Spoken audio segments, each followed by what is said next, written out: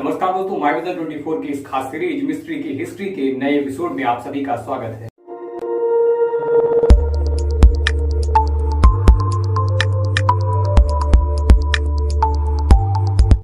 आज के इस वीडियो में हम बात करेंगे हॉलीवुड के मशहूर एक्शन अभिनेता और दुनिया के बेहतरीन मार्शल आर्टिस्ट में से एक ब्रूस ली के बारे में।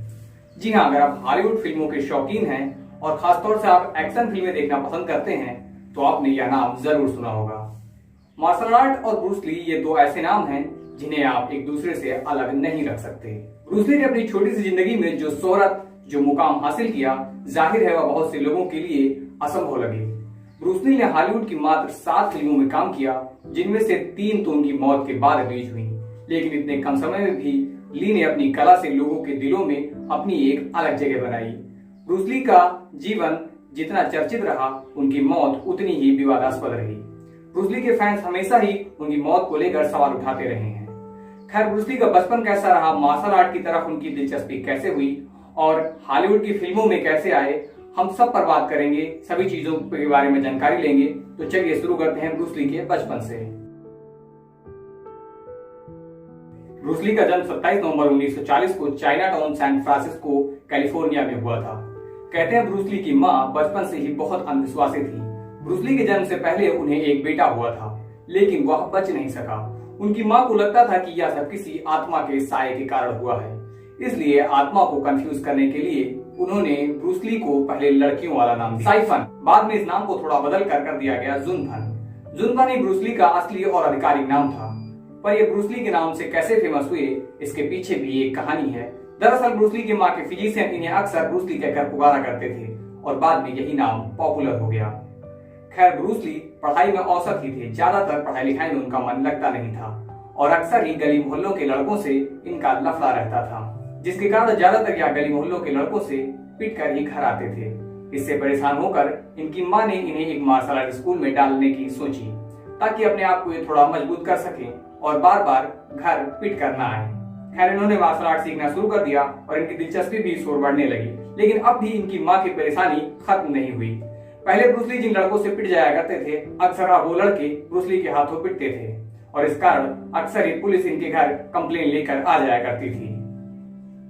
इसलिए ब्रूस ली के पिता ने ब्रूस ली के भविष्य को देखते हुए हांगकांग छोड़ना ही ठीक समझा। लेकिन वो कहते हैं ना कि किस्मत को जो मंजूर होता है वो होकर रहता है। कौन जानता था कि हांगकांग की गलियों में अपनी स्कूल गैंग के साथ मारपीट करने वाला लड़का आगे चलकर मार्शल आर्ट का दूसरा नाम बन जाएगा। ली हमेशा कहते थे कि कोई रास्ता नहीं अपनाना ही एक रास्ता है और खुद को किसी लिमिटेशन में नहीं बांधना ही एक लिमिटेशन है। बचपन से ही ली अपनी पसंद का करने और भीड़ में सबसे अलग दिखने की कोशिश करते थे और शायद उनकी जिंदगी का यही मूल मंत्र उनकी सफलता का कारण बना। ली 5 फीट 8 इंच लंबे थे और उनका वजन 64 किलो था। लेकिन सामान्य से देखने वाले इस शरीर में मार्शल आर्ट का एक अनमोल खजाना छुपा हुआ था। ली को मार्शल आर्ट के क्षेत्र में तब प्रसिद्धि मिली जब उन्होंने वॉशिंगटन यूनिवर्सिटी में पढ़ाई के दौरान एक कुंफू फाइट में हिस्सा लिया और अपने विपक्षी को हवा की रफ्तार से मात्र 11 सेकंड में 15 पंच और एक किक जड़ दिया। खैर, उनका विपक्षी इस फाइट में तो नहीं उठ सका, लेकिन यहीं से उन्हें एक अलग पहचान मिलनी शुरू हो गई और यहीं से हॉलीवुड फिल्मों की तरफ उनका सफर शुरू हो गया। फिल्मों की शूटिंग के दौरान डायरेक्टर हमेशा ब्रूस ली को अपने एक्शन और मूवमेंट को स्लो करने के लिए कहते थे, क्योंकि ब्रूस ली इतनी तेजी से अपने मूवमेंट करते थे कि उस समय के कैमरे उसे ठीक से कैप्चर नहीं कर पाते थे। और शायद ब्रूस ली की यही खासियत उनकी मौत के 4 दशक बाद भी आज रहस्य बनी हुई है। उन्हें महान फाइटर सिर्फ उनकी शारीरिक क्षमताओं के चलते नहीं माना जाता था, बल्कि उन्होंने मार्शल आर्ट के मूल ढांचे में कुछ ऐसे बदलाव किए जिसकी नींव पर आज के मार्शल आर्टिस्ट, एथलीट और बॉलीवुड स्टार्स, हॉलीवुड स्टार्स के शेड्यूल तय होते हैं। ब्रूस ली एक नॉन क्लासिकल मार्शल आर्टिस्ट थे, मतलब वह किसी परंपरागत कुंफू को फॉलो नहीं करते थे। उनकी खुद की एक शैली थी और उनके खुद के तौर तरीके थे। साल 1959 में उन्होंने अपना एक मार्शल आर्ट स्कूल खोला। ली हमेशा लोगों को फिटनेस और सही डाइट लेने पर जोर देते थे। ली का मानना था कि हमारा शरीर एक मशीन की तरह है, इसे बेस्ट परफॉर्मेंस करवाने के लिए हमें इसमें सही ईंधन डालने की जरूरत है। अगर हम गलत डाइट लेते हैं, जंक फूड खाते हैं, तो हमारा शरीर धीमा पड़ जाता है और उसकी स्फूर्ति कम हो जाती है।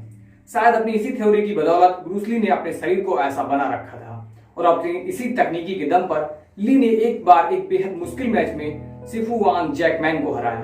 सिफू वांग मार्शल आर्ट दुनिया के उन लोगों को कहा जाता है जो अपनी जिंदगी में कोई फाइट नहीं हारते हैं, लेकिन ब्रूस ली ने अपनी क्षमताओं की बदौलत उनको भी हरा दिया था। ली हमेशा कहते थे कि मैं उनसे कभी नहीं डरता जो 1 मिनट में 1000 किक की प्रैक्टिस करते हो, बल्कि मैं उससे जरूर डरूंगा जो एक ही किक की प्रैक्टिस 1000 बार करते हो। इससे पता चलता है कि ब्रूस ली कितने हार्ड वर्किंग थे। 2 उंगलियों या सिर्फ एक अंगूठे के सहारे किए जाने वाले कठिन पुशअप्स उनके रोज के अभ्यास में शामिल थे।